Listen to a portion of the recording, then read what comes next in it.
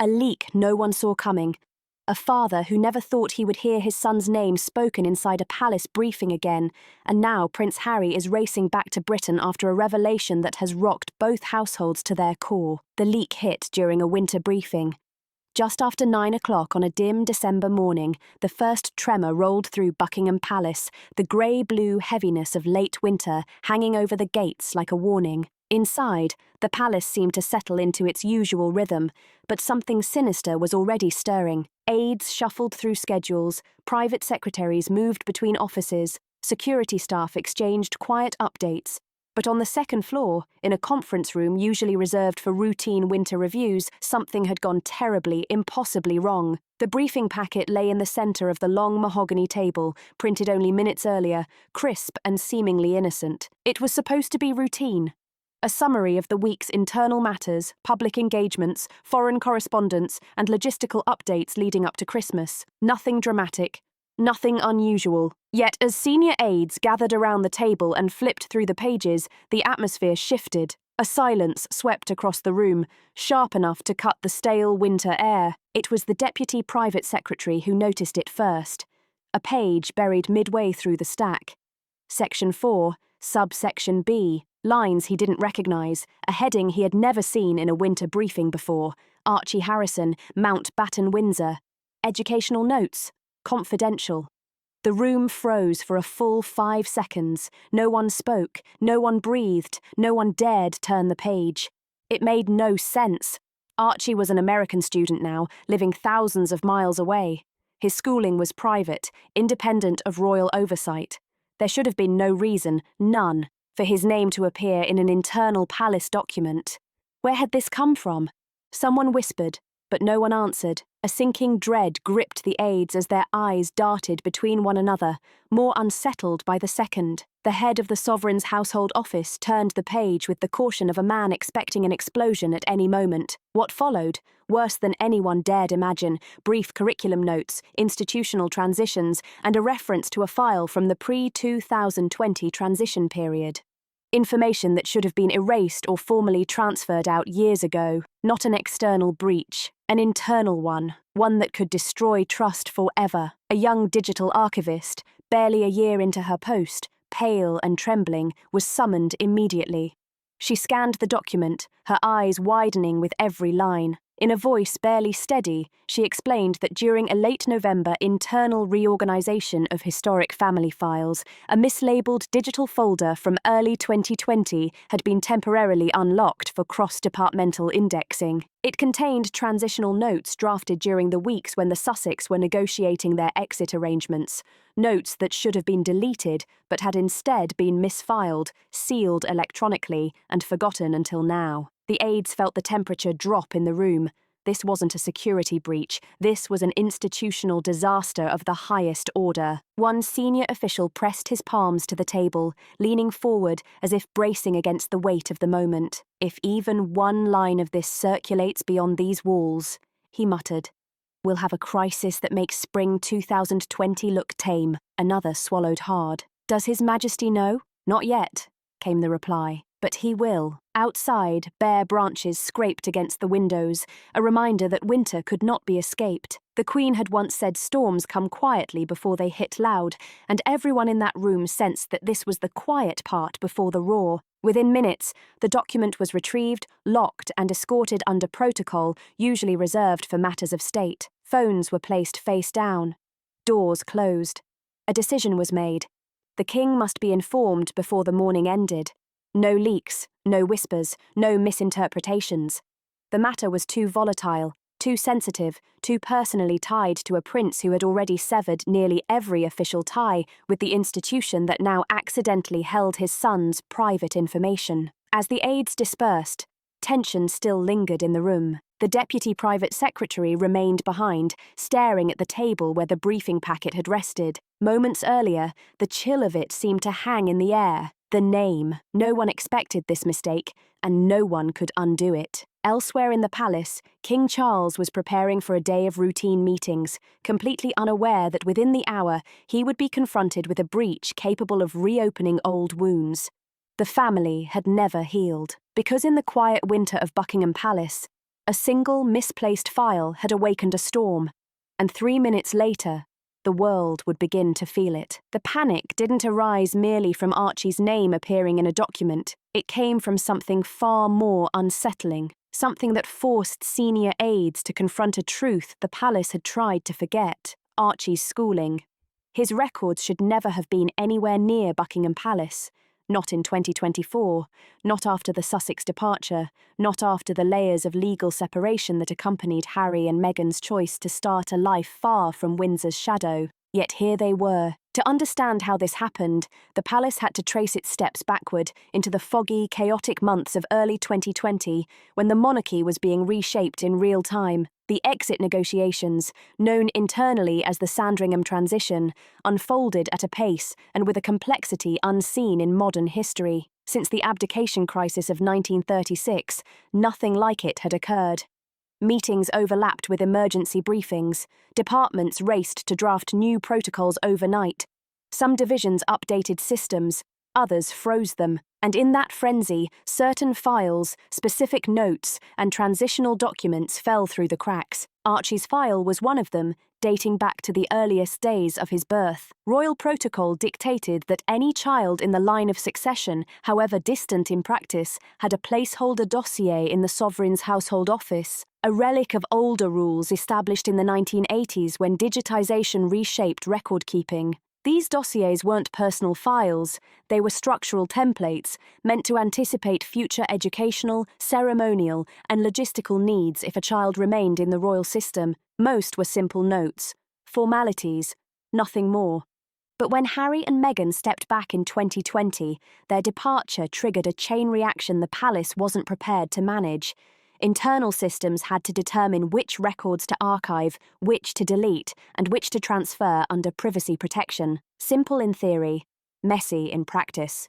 Politics, emotion, and an institution struggling to grasp a departure like this muddled everything. As departments attempted to close out the Sussex portfolios, an overwhelmed administrative assistant navigating a digital archive decades in the making mistagged the placeholder dossier. Instead of being marked for deletion or transfer, it went into a transitional queue reserved for unresolved updates. The error was small, invisible, soon forgotten. But digital systems do not forget, they wait. And 4 years later, during the sovereign's household office winter re-indexing, a process completed every year, the forgotten folder resurfaced. Worse, a misapplied filter merged its metadata with current year indexing, meaning that when the December 4th winter briefing packet was generated, the system read the dossier as active contextual information and inserted it into the Section 4 summary. A mistake built from a mistake, built from a mistake. By the time King Charles was informed, the explanation was ready, but no one dared soften it. The truth was too stark, too brittle. The monarchy, an institution built on precision and continuity, had tripped over its own procedural skeleton. In the king's study, the senior archivist stood rigid, hands clasped tightly behind his back, as if trying to hold the weight of the moment from slipping through his fingers. "Your Majesty," he said softly. The records were never meant to persist. They should have been disposed of during the Sussex transition, but the protocols at that time were unclear. Some departments acted before others. It created gaps. Charles listened in heavy silence. His face remained calm, but those present could see the exhaustion tightening around his eyes. He had spent the past year navigating scandals, restructuring, and internal fractures, and now a lapse involving his grandson, one that could be interpreted as carelessness or intrusion, threatened to overwhelm him. "How sensitive is the material?" he asked, hesitating. "Minimal, sir. Notes only," the archivist replied. "But the implication—" "Yes," Charles interrupted, closing his eyes briefly. "The implication is catastrophic. The problem was no longer simply what the file contained. It was that it existed at all." Across the Atlantic in California, Harry had spent years constructing a life defined by clear, hard-earned boundaries, fiercely protecting every interview, every legal filing, every choice he made since stepping back. Every move had been guided by one idea: safeguard his family from the institution that raised him. And now, the palace had to reckon with a truth that would sting him deeper than any headline. The monarchy still held traces of his son, not out of malice, but bureaucratic neglect. In a family already scarred, neglect could cut as sharply as intent. By noon, the palace had drafted an internal response, but no statement, apology, or procedural explanation could undo the fact that a document containing Archie's name had circulated to 10 people inside the Crown's administrative corps. 10 people, too many. And somewhere, thousands of miles away, a father was about to discover the institution he walked away from had never fully walked away from his child. The palace had hoped the leak could be contained, quietly trapped within frost-rimmed Buckingham Palace corridors, handled discreetly, absorbed internally, forgotten before dawn. But silences in institutions are fragile.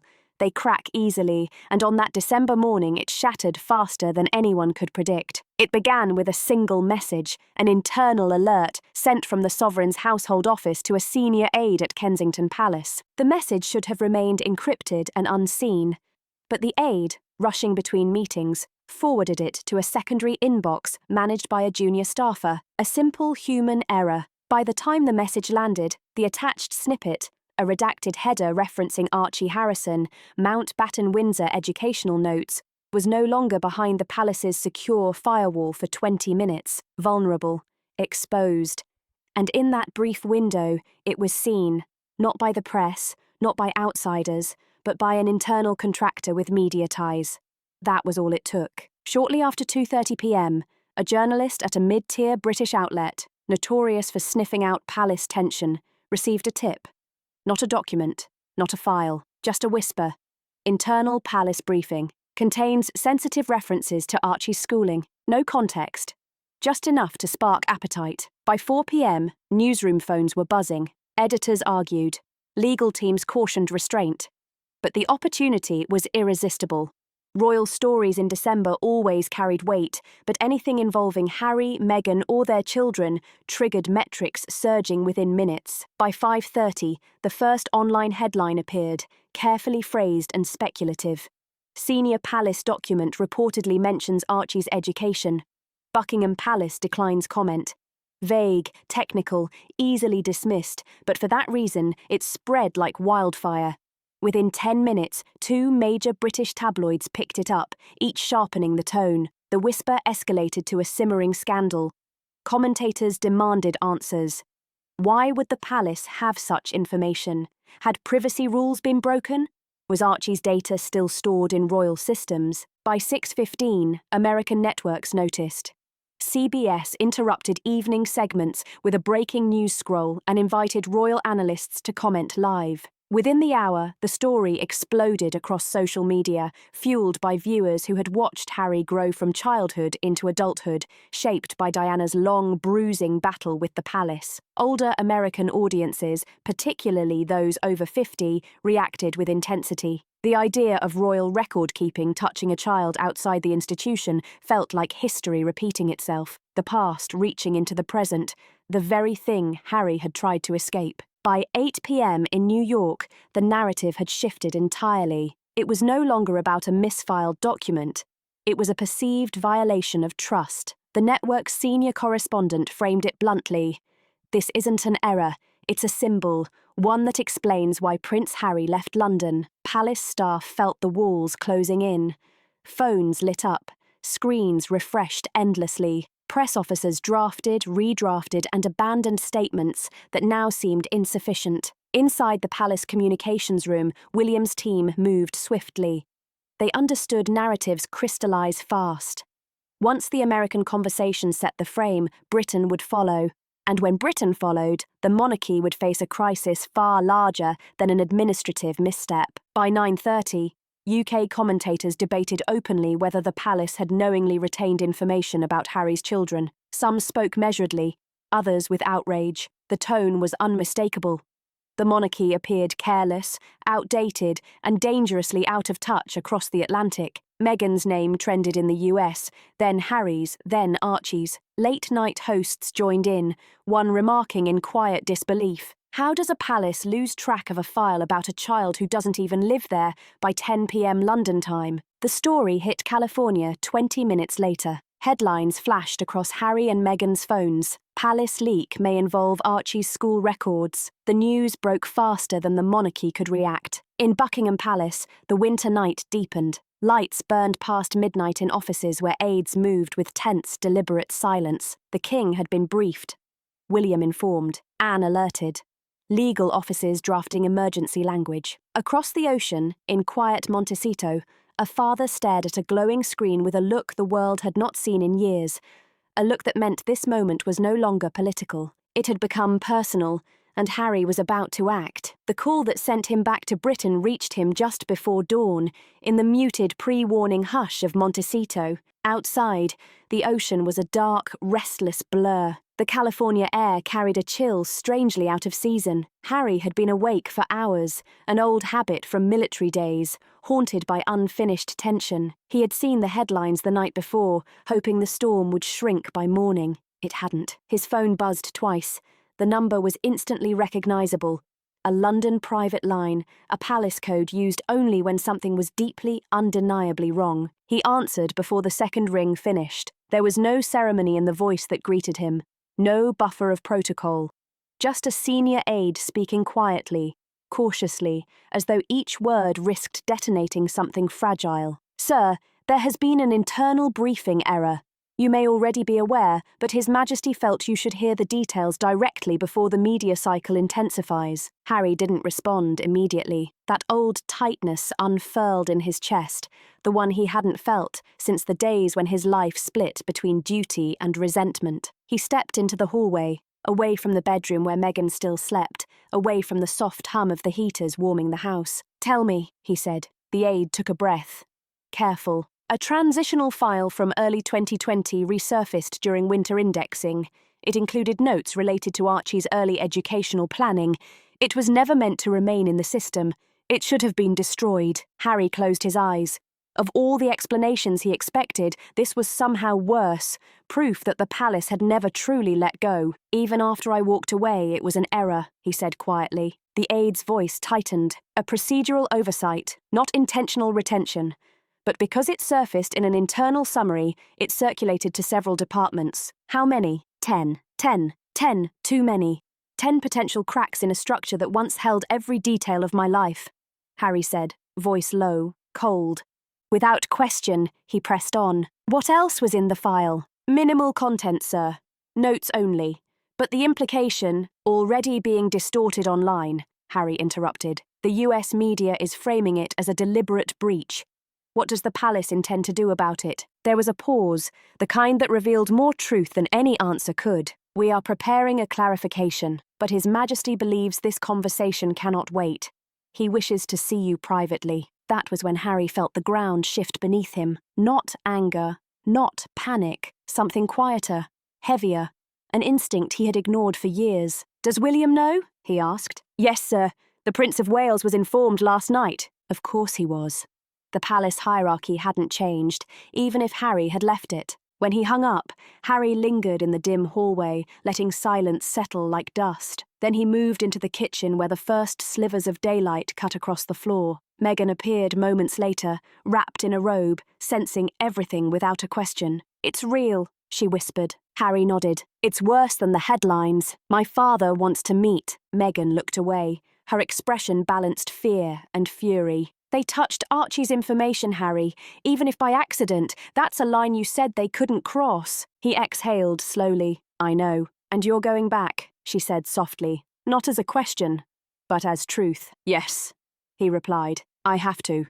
This isn't about the monarchy anymore. It isn't duty, titles, or tabloid cycles. It's about a child whose name should never have been uttered in a room I should never be connected to again." By midday, arrangements were discreetly underway. A single seat booked through diplomatic channels, no entourage, no press. Just a father returning to confront the institution that had failed him once, and now brushed too close to his son. By nightfall, Prince Harry was airborne, carrying with him a storm the palace was not ready to face. The palace divide, William, Catherine, and the winter reckoning. By the time his flight crossed into UK airspace, Kensington Palace had shifted from quiet unease to brittle, icy vigilance. Dawn had not broken. The estate lay under a thin veil of frost, the kind that muted sound and made every footstep feel heavier. Inside, tension was unmistakable. William had been briefed hours earlier. He stood in his private study, early winter darkness pressing against tall windows. A single lamp cast a muted glow over freshly printed reports, digital sentiment analysis, risk projections, and the internal summary that had sparked the storm. Archie's name, printed once, referenced twice, enough to ignite an international firestorm. William set the papers down and pinched the bridge of his nose, as if the gesture alone could soften the magnitude of what was unfolding. He knew Harry would come. He knew the breach, accidental or not, had crossed a boundary that should never have been touched. What troubled him most wasn't Harry's anger. It was Harry's urgency, the kind that meant his brother wasn't coming for an explanation. He was coming for the truth. Catherine entered without announcement, a habit reserved for moments when formality felt unnecessary.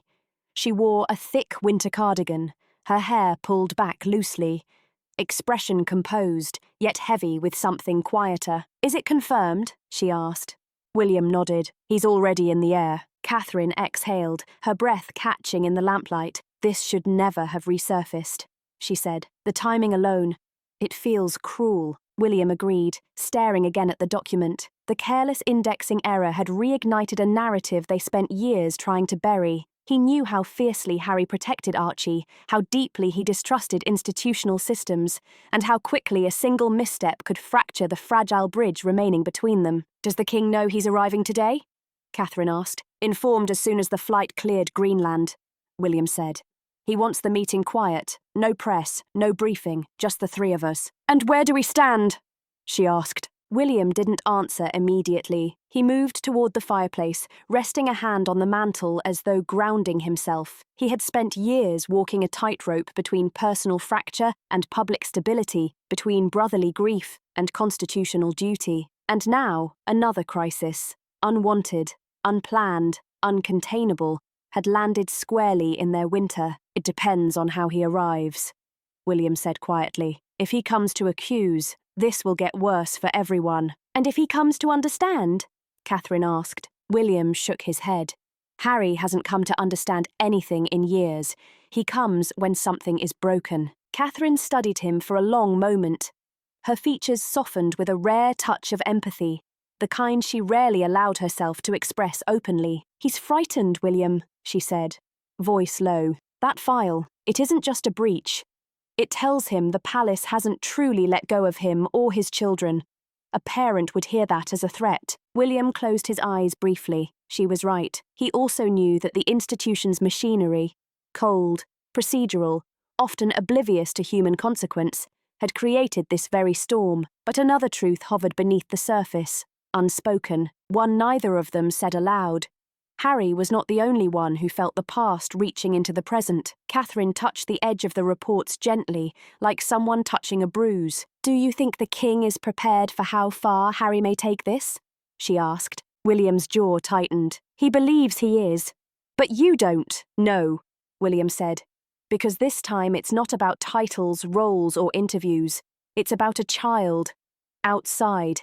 And it's about the lessons we've learned too late, the warnings we ignored, the careful balances that failed us in silence." The first faint light of morning began to push through the darkness, washing the frost-covered grounds in a pale, brittle glow. It was the kind of winter dawn that revealed everything: cracks, shadows, truths. No one wanted to confront it. Catherine turned to him. "What will you do when he arrives? Meet him, before the king does," William said. She nodded, not surprised.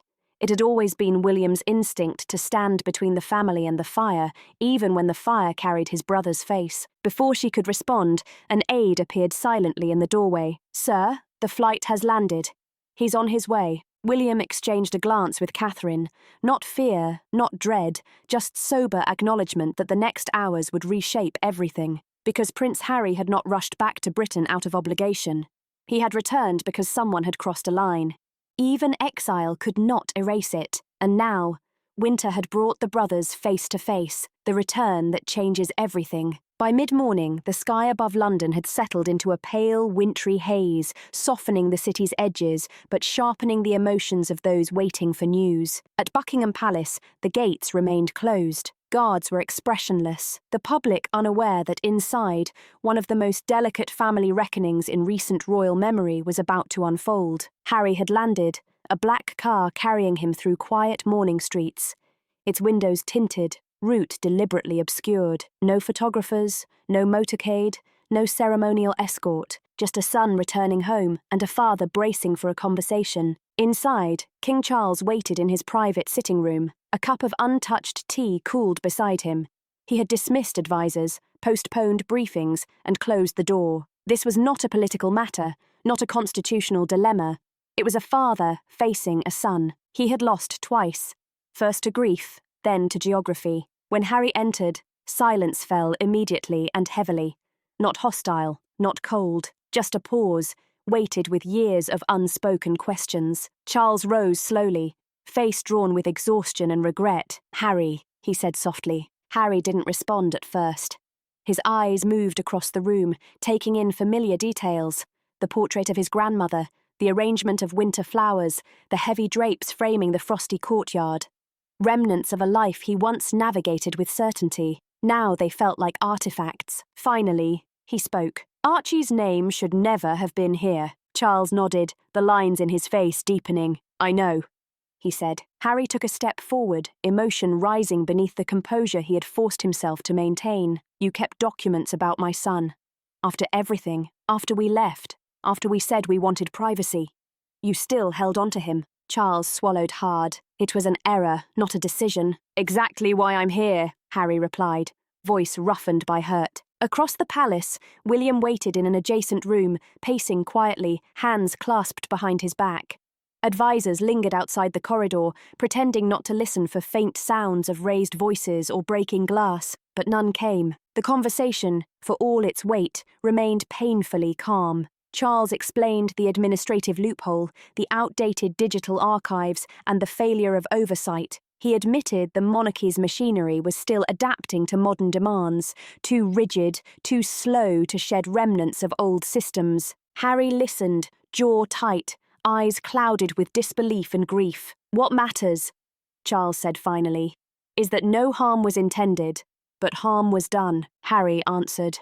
"And once again, it is my family who pays for the palace's mistakes." The words lingered, not as accusation, but as truth. In another room, William exhaled quietly. He knew that tone. Harry was no longer shouting because the wound had gone past anger into something dangerously close to resignation. For a long moment, neither father nor son spoke. Then Charles asked, "What do you need, Harry?" Harry didn't hesitate. "I guarantee that nothing with my children's names will ever sit inside these walls again. Not in a file, not in a briefing, not in a misplaced archive. And I expect oversight to be improved, protections reinforced, lessons learned, so mistakes like this never reach another generation." Charles nodded slowly, the weight of the promise settling on his shoulders like another winter cloak. "You have my word," he said. Harry's expression didn't soften, but something inside him seemed to steady. A quiet shift, recognition that the answer would never feel perfect, but it was something. When he finally left the room, William stepped into the hallway. Their eyes met, not reconciliation, not forgiveness, just acknowledgement that the story between them was not finished. Outside, the palace grounds shimmered under a thin layer of frost. A father had explained. A son had demanded. A family fractured by geography and grief had taken one more impossible step toward whatever their next chapter would become. Somewhere in the quiet of that winter morning, Britain exhaled, knowing that even in the world's most public family, the deepest battles are always fought in private, always fought. If you found this story compelling, don't forget to like, subscribe, share, and leave a comment to tell us your thoughts, because sometimes the quietest moments carry the loudest truths.